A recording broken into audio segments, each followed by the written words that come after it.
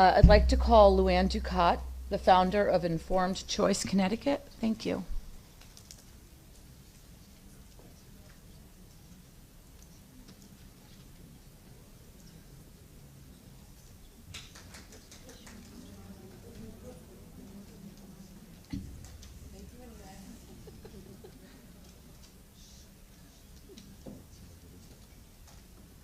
Hi, Lian. Welcome. Thank you very much for being here today. Good morning. Thank you for the invite.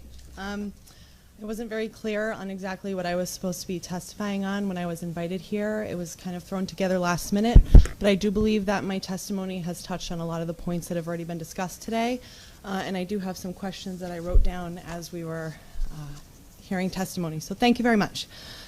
I would also like to start with the fact that while I am here in vehement disagreement with what is being proposed by this legislature, it does not mean that I am disrespectful towards anybody here. I certainly respect that this legislator has invested, interest in the public health. Please do not accept my passionate, vehement disagreement that's about to follow with disrespect, because that's not it at all. So that being said, I'd like to start by mentioning that this hearing, whatever this is considered, is in no way an acceptable substitute for a bipartisan committee hearing. There were plenty of opportunities to do this properly in the last 5 months and put it through the proper legislative process, and we should have done it that way. This is a little bit of fly-by-night, and it's not at all indicative of the proper legislative process. Representative Linehan recently stated in a public hearing that she would not comment on a bill that she hadn't seen the language of. Well, we didn't want to either. There's no piece of legislation that the public could even read before coming here to speak, and that's not acceptable, it's not democratic, and it's not even really American. The very definition of legislative creep that we all warned you about has now arrived. I'm a paralegal for a vaccine injury attorney in New York City who represents families in the federal vaccine injury compensation program, and I see vaccine injury every single day of my personal and professional life, and it's stunning. We are the law firm that's suing the city of New York for the forced vaccination orders and work closely with the team of attorneys who are fighting the Rockland County vaccination orders as well. I also attend the CDC meetings of the Advisory Committee of Immunization Practices and testify to them multiple times a year. Per the 1986 Act that grants vaccine makers blanket immunity for injury or death caused by their products, vaccine injury is literally the law of our land. My job requires me to have a well-rounded understanding of the topic and also provides me access to renowned medical experts, one of them we've flown here today and I will be introducing shortly, that have helped me translate and understand the science that shows vaccines truly are causing harm to our children. One of them, excuse me, I skipped that line. I also learned how to FOIA request information that's missing. To quote Dr. Valerie Horsley in her advertisement of this event, once a vaccine is approved for use, its safety is continually monitored through both active and passive surveillance systems. Through recent FOIA requests in conjunction with Bobby Kennedy and Del Bigtree and their organizations, that we've discovered that there are 0 double-blind placebo safety studies for childhood vaccines. Therefore, no way to know the risk of, or the risk profile for any vaccine, including the MMR, which was only tested for 42 days on a population of 800 adults. Without placebo testing, no one, not Ms. Horsley, not Ms. Terranova, not the Commissioner of Public Health, can point to any one vaccine specifically and say that it is more or less dangerous than the disease itself, because there is no data on the planet to support that.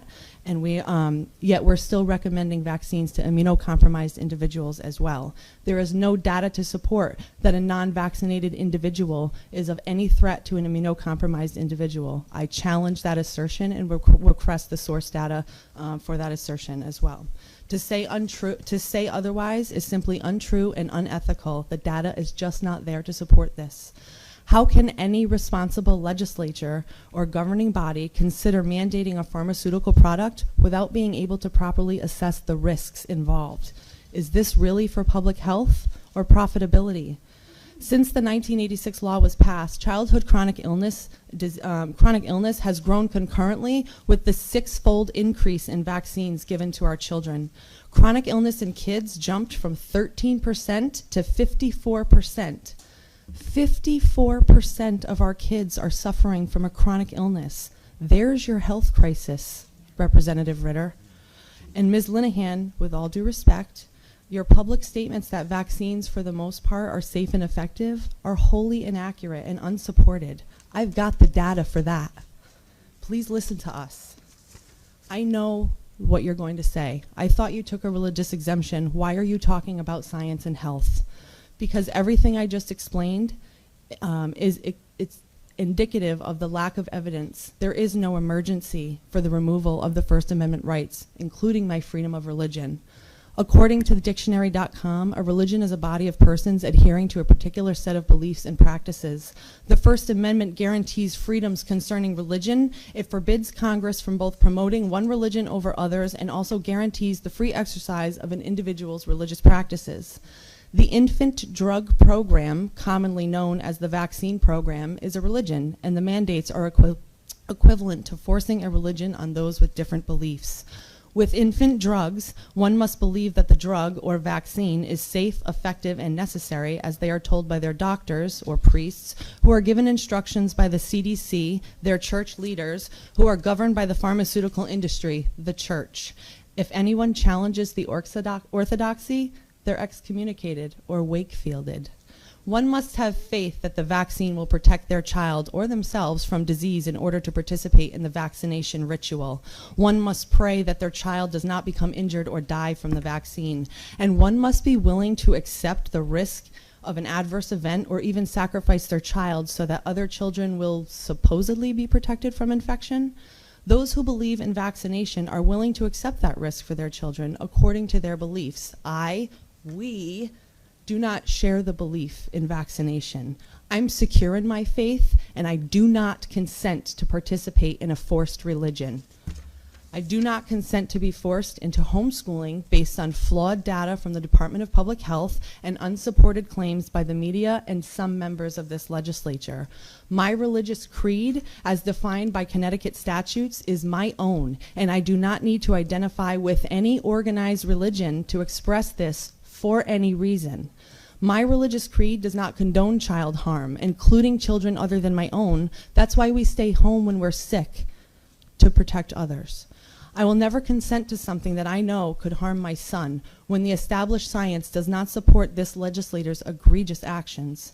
Removing the right to choose now not only accepts the current 72-dose schedule that I just explained is dangerously flawed, but it will mandate any or all of the 270 vaccines that are currently in various stages of the developmental pipeline. How many is enough for you? I'm not sure that certain legislators realize the generational damage that they're doing to their own party. So I'll end my speech with a question for the entire room and one for the panel. By show of hands in this room, how many people will never again vote for the party who inserted their decision-making over their parental choice? Ever. And for the panel, I'd like to know what vaccines are required to achieve herd immunity when we have 72 doses now and different generations had different amounts of doses. Thank you so much. That concludes your testimony. Thank you very much. For someone who felt they were ill-prepared, I think you did a really great job. I called Bobby Kennedy for help. With that said, I have a question. I didn't know that you were a paralegal, especially in the state of New York. So I'm glad that you are, because then you can help me answer a question. Are you aware of the State Department of Education decision regarding religious vaccinations in Orchard Park, which essentially found that a mother who claimed a religious exemption and she was denied, and then they went to court, and in court she had stated that it is her religious right to refuse vaccinations, but she also said that she did not believe in the safety and efficacy of vaccines. Are you aware of that case? I'm not familiar. Because I can send that to you, but I'm going to show you just from today, okay? The information, the testimony that we received. This is the stack of testimony of people against religious vaccinations who also claim that they do not vaccinate because the safety and efficacy of vaccines is unproven. This is the stack of people who have given testimony because they believe it violates their true religious beliefs. If we were to look at precedents and law, in the state of New York, and I believe it would uphold here in the state of Connecticut, of just the people in this room today, here is the stack of people who would be turned down for their religious exemption because in their testimony they also stated that they believe that it is safe and ineffective for vaccines. And a lot of people have said that it's because of autism or because of, quote, the money grub of Big Pharma. And I understand where that comes from. But we are here today to talk about religious exemptions. Are they being utilized correctly? And I believe, given that you are a paralegal in the state of New York, you should familiarize yourself with that, with this case, because it is really backing us up in saying this amount of people would not be able to keep their religious exemption based on their testimony. Per New York state law, not Connecticut, correct? Correct. Because Connecticut delineates that we do not have to identify with any organized religion or identify specifically what our religious beliefs are. At this point, my concern has been that the religious exemption has been utilized in a way that is not for religious beliefs. And so I was just wondering if you were familiar with that case. And what I'll do is I will send you the information on that and you could take a look at it. And I'd be more than happy to have a conversation with you in the future so we could talk about that. I'd love to meet up. Absolutely. Great. Thank you very much. Are there any questions from the panel? Yes, Representative Hennessy. Thank you, Madam Chair. So Lee, this is quite a heavy lift. There's 6 people on the panel today, and you're it. So Bobby couldn't make it. I called. Believe me.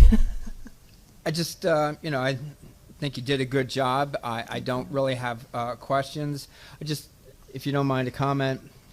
So I've been in the legislature 16 years. And I've never seen something like this happen before. We've dealt with a lot of very polarized emotional issues. We've dealt with capital punishment and gun laws and civil union. And the interesting thing that I saw with these dynamics is that they're pretty much set as to when you go in, where you stand on it.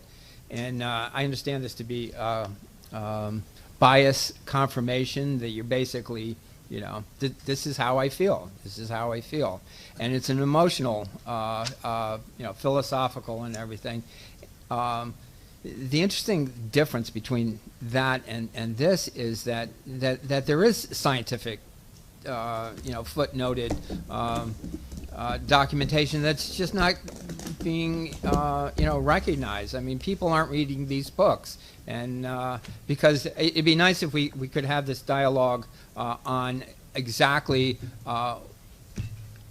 the aspects of double-blind saline placebo tests that just haven't occurred with these vaccines that we inject into our children. And I just find it amazing that we have this polarization, and it's unfortunate. I find it unfortunate as well. I find it unfortunate that people in the state of Connecticut have had their First Amendment rights violated already because the mandatory vaccination statutes in the state of Connecticut don't allow parents to speak up on any other subject other than religion. We are forced into saying, this is against my religion. And as I clearly just stated, my religious beliefs are my religious beliefs. And I didn't have to explain that to the legislator. I came here with an empathetic heart and tried to explain to you how my religious beliefs do coordinate with the lack of safety science and the flawed data and things of that nature. They are co-current. They do work together. So to have a stack of papers that say people aren't allowed, or they wouldn't qualify for this religious exemption based on New York state law, we're not talking about that. We're talking about Connecticut state law that says I do not have to identify with any organized religion to practice my religious beliefs, and that's where we are. Thank you very much. Representative Wilson-Phineas. Yes. Hello. This is really, good morning. Along the lines of a comment. I have to say that I certainly appreciate the passion in this room. I know I've been from one end of this to the other and thinking about the many issues, and I've remained open to hearing many things. We have seen that you've been open, and we thank you very much. But I find myself offended by the show of hands as though to suggest that that would make a difference to me in my vote. When I take a vote, and as a legislator, as somebody who has taken an oath of office to do the very best I can to make decisions, they will never be made on the basis of people holding up their hands and saying they will not vote for me, won't vote for me, because of a position I've taken. And I'm just so offended by the notion that that would make a difference to me. When you sit up here and you've been trusted by your constituents to come to a decision, like I said, you've got one vote for, in my district, 25,000 people, and you have to make that vote on your best understanding of all of the factors that you can possibly consider. And you know that you're making, no matter what decision you make, half the people are going to be in favor of it and the other half are not. So if you start taking into account the raise of hand and the sway of emotions, that's the day I want to go home from this job, because it will mean that I'm bought by a vote and that I'm voting, my vote is to encourage or to get the benefit of people bringing me back here rather than making the very best decision I can. And I just feel the need to say that, because sometimes I get emails where people say, if you don't vote for this, I'll never vote for you again. And I'm like, I wouldn't want a person who would consider that. So if I could just clarify and sincerely apologize for any offense that you may have suffered or experienced by that comment. I believe that the concern here with the parents in this room, and please don't make noise, I do not want any of us to get kicked out of here, but oftentimes we are feeling, you're saying that there's people who are in favor of it. The only people I see in favor of it in this room are paid professionals that are here. Every single parent in this room got a babysitter, some of them didn't, took days off work, rearranged their entire lives on really short notice, mind you, really short notice, to come here and express very sincere concerns based on very serious scientific data that is showing there is a problem, and when we don't feel heard, this becomes a single issue vote for us, because for some of us, this is a life and death issue. Some of the parents in this room have lost children to adverse reactions, and their other children can't get a medical exemption even though they've already lost one to an adverse event on a vaccine.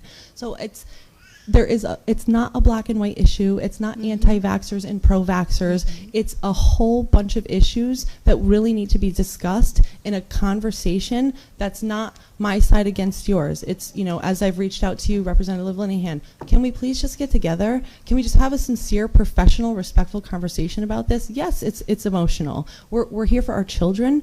Everybody in this room, and I completely respect Representative Linehan and everybody on this panel as well, we all want what's best for our kids. I don't deny that, and I'm not accusing this legislator of wanting to harm children. I do feel that this legislator is being heavily swayed by a lobby who has vested interest in opening a market, and we are not being listened. We have nothing to gain by being here. We've actually lost by being here. We've lost time with our families. We spent our whole entire Mother's Day. Raise your hand if you spent your Mother's Day preparing for this day. I do understand and appreciate that, and I appreciate, like I said, I appreciate that you're here to represent that perspective. Thank you. But I'm also here because I have to represent the people who aren't here. The woman who has an immune-compromised child who is fearful of going outside of her house because there are people in the environment that maybe haven't been vaccinated, or some that have been vaccinated and carry, something that can kill her child. Or the woman who doesn't want people to know that her child has HIV and can't be compromised. You can't be immunized. I was wondering if you could help clarify for me, because I do understand the concern of wanting to protect immunocompromised individuals, and I too want to protect them as well. Could the state or anybody in this room, and I'm sorry that the DPH left because I felt that there were some really good questions that could have been posed to them. Yeah. What is the number of immunocompromised students? Because I know many immunocompromised people are still recommended vaccines, including organ transplants. People who are receiving organs still have to have vaccines or they will not receive that organ transplant. The only people I really know that can't receive vaccines when they're immunocompromised are people experiencing chemotherapy, at which point they're usually home experiencing some awful side effects, and that's awful. So what is the true number of these immunocompromised children that we are trying to protect versus the amount of families that will be impacted by losing their First Amendment rights? Like, how many people are going to lose their First Amendment rights to protect what amount of people? I don't think it's a numbers game that you can play like that, because if it were my child or any child, I wouldn't want to take that risk. I don't know that you can. I don't know that you can adequately. And I'm going to have to interrupt, unfortunately. I appreciate your comments and your questions. Thank you very much, but we are limited to one question per legislator. So, Representative Turco. Thank you, Madam Chair, and thank you, Leanne, for your testimony. Thank you, sir.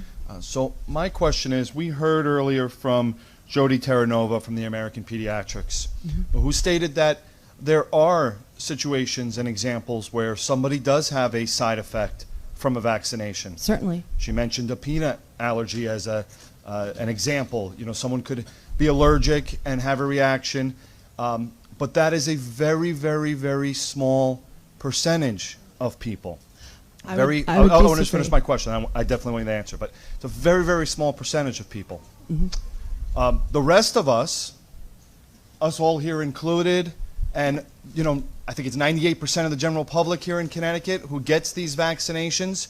We're fine, we're good, and we are protected from very, very serious life-threatening diseases that could kill us and cause a major outbreak and kill us if we were to attract these diseases. So what Jody Terranova mentioned is, we're so worried about the possibility of a side effect for a vaccination that because of that, we are having this discussion and people are exempting themselves to the possibility of getting a disease that is way, way worse for us as individuals and for the general public than the possibility of a side effect from a vaccine. So what I'd like to know is, why do you personally not, advocate for these exemptions?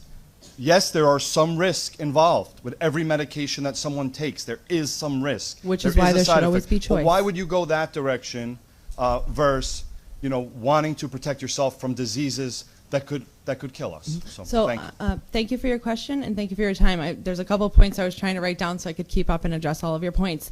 As you mentioned that a small number of people have adverse reactions to vaccines, I would dispute that, and I would refer you to the oh, hello, Senator Anwar. Thank you for joining us. Happy to see you here. Thank you for coming. I would refer you to the Harvard Pilgrim study that is funded by the HHS that found that only 1 to 10% of actual vaccine reactions are actually ever recorded or reported. So if you look at the vaccine injury compensation data to date, which has paid out $4 billion in taxpayer money, that's only 1 to 10% of true vaccine injury. So 4 billion times 100, we're talking catastrophic damage here. So that's just that. So the adverse reactions are not as insignificant as you think, and they can be a lot more than what people realize. They can be simple as chronic ear infections that require 11 antibiotic prescriptions in the first year and a half of life. They can be chronic eczema. They can be lupus. They can be childhood diabetes or arthritis. They can be autism, because there have been cases adjudicated in the federal vaccine court for autism.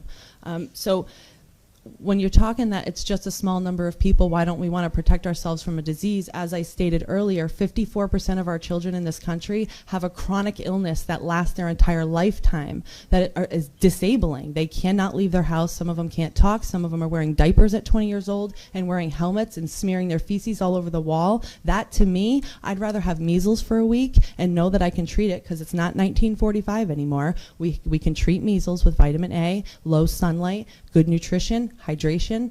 We have hospitals, we have quarantine, we have antibiotics, we have all sorts of great things that can treat infections now. We have sanitation, we have clean running water. We don't defecate where we eat anymore. It's not the same as it used to be in the early 1800s when children were dying of measles, when we had them working in mines 18 hours a day before the child labor laws took effect, and they weren't getting access to sunlight or proper nutrition or proper hydration. Yeah, they were killing kids back then. It's a lot different now. I would take a week of measles any day over what I'm watching some of these families experience in my daily life. Honestly, measles is not deadly in the United States. We have not had a child die from measles in a long time. And the last child that died of measles in this state was he wasn't even a child, it was a 21-year-old immunocompromised person who had received a bone marrow transplant 18 months prior and had the vaccine. So we're not talking about an emergency here. With all due respect, I understand and respect the legislator's concern to protect public health. This just isn't the avenue. This seems to be opening up a market for profitability rather than protecting public health, because it is not in the interest of public health. Measles is not a deadly infection in the United States. And when we are exposed to it, there is zero scientific data to support the rabbi's claims that 90% of unvaccinated people who are exposed will catch measles. That's simply unsupported. And we have the data to prove that experiencing reactions from the measles vaccine, please read, I printed this out, it's 1,500 pages. And I'm happy to share this with any of you. I printed it out at my own expense. There is tons of data in here to state the vaccines that we are trying to mandate on these children are causing way more harm than is good. The data is catching up to us with what we've done, and it's alarming. I have legal proof, I have scientific proof that is accepted in courts of law by judges all over the United States that this is a problem, and that the legislator, while I do respect their concern, may not be understanding the full ramifications of their suggestion, of their intentions. Thank you very much. Are there any other questions? Seeing none, thank you very much for your time. Thank you for your time.